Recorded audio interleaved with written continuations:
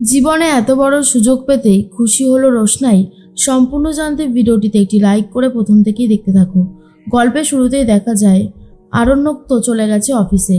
সেখানে গিয়ে ভাবতে থাকে রোশনাইয়ের অপমানের কথাগুলো।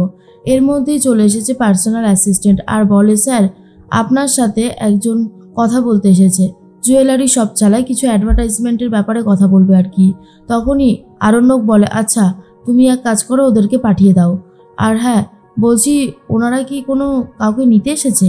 তখনই পার্সোনাল অ্যাসিস্ট্যান্ট বলে, হতে পারে স্যার, মানে আমাদের তো প্রত্যেক বছর যে অনুষ্ঠানটা হয় সেখান থেকে হয়তো কাউকে পছন্দ হয়েছে, অ্যাডভার্টাইজমেন্টের জন্য নেবে, ওরা একটা জুয়েলারি শপ চালায় স্যার। তখন আরণ্যক বলে, আচ্ছা ঠিক আছে, ওদেরকে পাঠিয়ে দাও। এরপরেই তখন আরণ্যক ভাবে, দেখি কি ব্যাপারে এসেছে। এর মধ্যেই চলে এসেছে সূর্য জুয়েলারি থেকে দুজন আর বলে, নমস্কার, আমাদের একটা জুয়েলারির দোকান আছে যার নাম সূর্যা জুয়েলার্স আর কি। তো এবারে আপনি আমাদেরকে একটু সাহায্য করুন। আমরা ভাবছিলাম গরিমা মুখার্জিকে দিয়ে কিছুটা মানে অ্যাডভার্টাইজমেন্ট করাবো, কিছুটা ডান্সের মাধ্যমে হবে আর বাকিটা অ্যাডভার্টাইজমেন্ট তো এমনি হবে। তো আপনি যদি একটু সাহায্য করেন, গরিমার কাছে আমাদেরকে পৌঁছে দেন, তাহলে খুব ভালো হবে। তখনই জিজ্ঞেস করে কবে আছে, এরপরেই বলে দেয় 27-28 তারিখে। তখন আরণ্যক বলে, সরি ওই দিন তো গরিমা একদমই বিজি, মানে একদমই ফ্রি থাকতে পারবে না, বিজি থাকবে, তো ওকে দিয়ে আপনি করাতে পারবেন না। আর তখনই ওনারা বলে, যা তাহলে কি হবে। এরপর আরণ্যক বলে, আপনাদেরকে আমি একটা অফার করতে পারি। এ বছরে নিউ ফেস যারা ছিল তাদের মধ্যে একজন দারুণ সুন্দর পারফরমেন্স করেছে, ফাইনাল পর্যন্ত হয়েছে, আপনারা ওকে দিয়ে একবার ট্রাই করতে পারেন, আশা করি আপনাদের ভালো লাগবে, একবার অন্তত দেখতে পারেন। তখনই ওনারা বলেন, আচ্ছা ওনার কোনো ছবি, ভিডিও ক্লিপস এসব কিছু হবে? তখন আরণ্যক বলে, হ্যাঁ হ্যাঁ, কেন হবে না, আচ্ছা আমি ব্যবস্থা করছি। এবারে আবারও পার্সোনাল অ্যাসিস্ট্যান্টকে ডেকে ওই ভিডিওটা জোগাড় করার চেষ্টা করে আরণ্যক। অন্যদিকে দেখা যায় রোশনাইয়ের ব্যাপারে বলতে পাড়ার লোকজন চলে এসেছে আরণ্যকের বাড়িতে। আরণ্যকের বাবা বলে, আপনারা?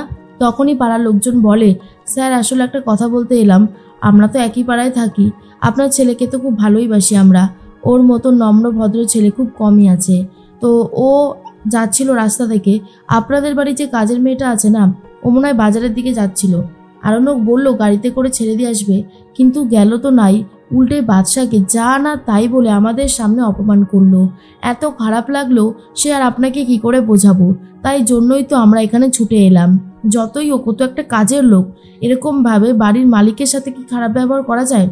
তখনই জাহ্নবী বলে, ভাগ্যিস আপনারা বললেন, আমাদের বাদশা যা ভদ্র ছেলে, কখনো এসে এই সমস্ত কথা বলতো না। তখনই সেই ছেলেটা বলে, আমরা তো বাদশাকে চিনি, বাদশা যে চাপা স্বভাবে সেটাও খুব ভালো মতন জানি, সেই জন্যই তো এলাম। দেখুন ওই মেয়েটাকে তো আর আমরা শাসন করতে পারি না, আর সেটা মানাবেও না, বরং আপনারা কিছু বলুন, এরকমভাবে বাড়ির মালিকের সাথে কেউ খারাপ ব্যবহার করে? তনুশ্রী বলে, কি যে বলবো আর বলো না, ওকে নিয়ে আমরা খুব বিপদে পড়েছি, ওর স্বামী দেখে না, আর আমাদের বাড়িতে কাজে ওকে রাখতেই হচ্ছে, যত ঝামেলা মানে শুরু হয়েছে ওকে দিয়ে, আর কি বলবো। তখনই একজন কাকিমা বলে, তাহলে ওকে এখান থেকে বিদায় করে দাও। তনুশ্রী বলে, যদি সেটা করা যেত তাহলে অনেক আগেই সেটা করতাম, সেটাও আর হচ্ছে না, অনেক বড় সমস্যার মধ্যে দিয়ে যাচ্ছি, বুঝলেন তো, আমাদের কপালটাই খারাপ। আর তার মধ্যেই বাবলু বলে, ভাগ্যিস বলেছেন, আসুক ওই মেয়েটা, তারপর ব্যবস্থা করছি। বলতে বলতে রোশনাই চলে এসেছে। আর তখনই জাহ্নবী বলে, তুমি রাস্তায় সবার সামনে আমাদের বাদশাকে খারাপভাবে অপমান করেছো? রোশনাই বলে, আপনারা তো ওখানে ছিলেন তাই না? পাড়া প্রতিবেশীকে বলে, আর বলে, আপনারা ওই কথাগুলো বলার জন্য এখানে চলে এসেছেন? সত্যি আপনাদের আর কিছু বলবার নেই। তখন বাবলু বলে, এই তুমি না একটা অসভ্য মেয়ে, কার সাথে কিভাবে কথা বলতে হয় সেটা তুমি এখনো শেখোনি, তুমি কাদের সাথে খারাপ ব্যবহার করছো? ওনারা আমাদের পাড়া প্রতিবেশী, সুখে দুঃখে ওনারা আমাদের সাথে আছেন, আর তুমি ওদের সাথেই খারাপ ব্যবহার করছো? রোশনাই বলে, দেখুন আমি কারোর সাথেই খারাপ ব্যবহার করতে চাই না, কিন্তু কিছু কিছু সময় খারাপ ব্যবহার করতে হয় বই কি, আমার ভালো লাগছে না বলেই তো আমি এই কথাটা বললাম। আপনাদের ছেলে যদি আমাকে জোর করতে থাকে তো আমি কি করব?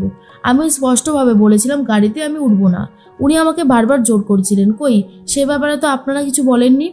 আর শুনুন একটা কথা, আমি যদি গাড়িতে উঠতামও তাহলেও তো মানে আপনারা ঝামেলা করতেন, সব ব্যাপারে আমি ফেসে যাই কেন?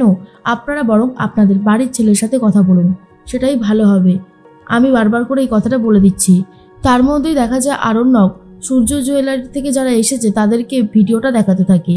এরপর ওনারা বলে, বাহ হ্যাঁ এই মেয়েটার তো সব কিছুই বেশ ভালো লাগছে, ডান্সটা খুবই ভালো আর মেয়েটাকে দেখতেও সুন্দর, তাই এইসবদের দিয়েই আমরা অ্যাডভার্টাইজমেন্ট করাতে চাই।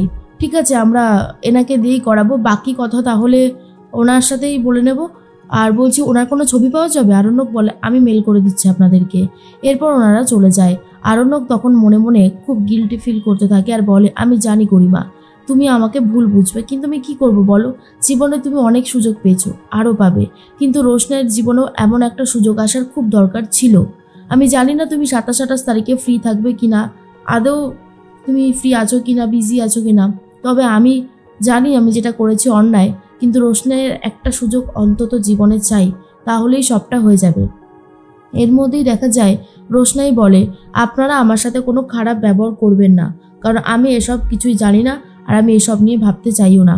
যদি বলার থাকে আপনারা আপনাদের বাড়ির ছেলের সাথে কথা বলে নিন, সেটা অনেক বেশি ভালো হবে।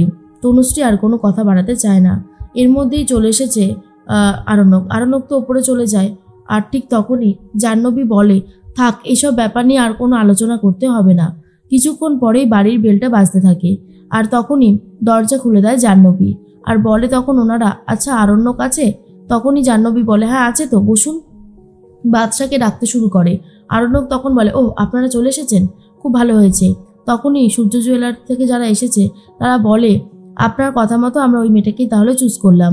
আরণ্যক একটু লজ্জায় পড়ে যায়, তাই বলে আমি আবার কি বললাম, আপনারা যাকে বলেছিলেন সে বিজি থাকবে বলে আমি অন্য একজনকে সাজেস্ট করেছিলাম, এবারে যদি আপনারা মেনে নেন তাহলেই হবে, না হলে হবে না। তখনই ওনারা বলে আমরা আমাদের বসকে ছবি পাঠিয়েছি, তারও পছন্দ হয়েছে, তাই আমরা আর এই ডিলটা ফেলে রাখতে চাইছি না, যত তাড়াতাড়ি সম্ভব এই ডিলটা করে ফেলতে চাই। কন্ট্রাক্ট পেপার এনেছি, সাইন করে দিতে বলুন। এর মধ্যে আরণ্যক বলে রোশনাই এদিকে এসো, ওনারা যেটা বলছে সইটা করে দাও।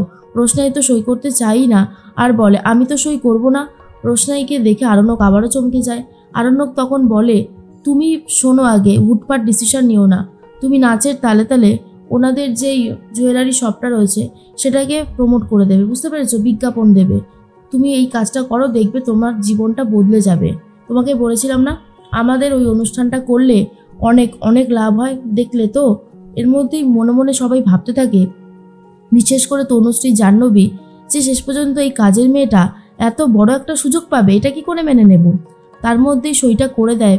আর এর মধ্যে বাবলু বলে শোনো বাদশা, তোমাকে একটা কথা বলি, আজকে ও প্রথম সই করলো ঠিকই, আর এটাই যেন প্রথম আর শেষ হয়ে থাকে, কিন্তু আরণ্যক জানে রোশনাইকে সুযোগ পাইয়ে দিতে হবে। রোশনাইয়ের জন্য সুযোগ আসাটা খুব দরকার, তাহলেই ও নিজের পায়ে দাঁড়াতে পারবে।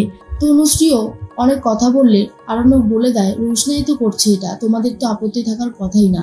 আর বোঝাই যাচ্ছে রোশনাই কিন্তু জীবনে অনেক বড় সুযোগ পেয়েই গেল।